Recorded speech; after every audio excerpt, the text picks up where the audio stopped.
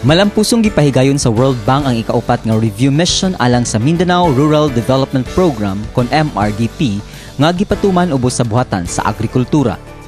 Ang maong review mission gipangunahan sa World Bank Lead Rural Development Specialist ug Task Team Leader sa MRDP nga si Carolina Heron.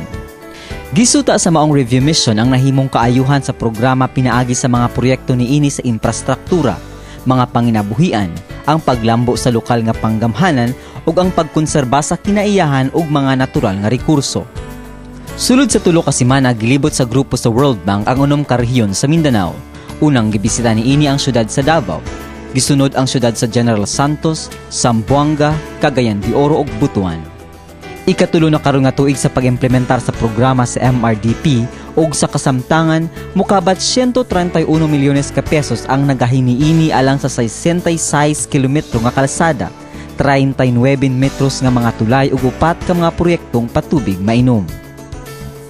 Sa natad sa panginabuhian mukabat 87 milyones ka pesos ang gigahin sa programa sa nagkadaiyang panginabuhian ug 42 milyones ka pesos alang sa pagtipig sa kinaiyahan.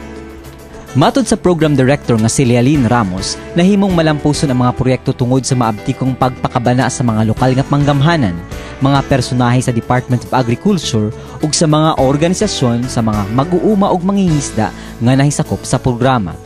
Ang pondo sa MRDP nagagikan sa pagtampo-tampo sa World Bank, national ug lokal nga mga panggamhanan. Mao kana ang MRDP update kauban ang InfoAge team kini si Sherwin Manuel.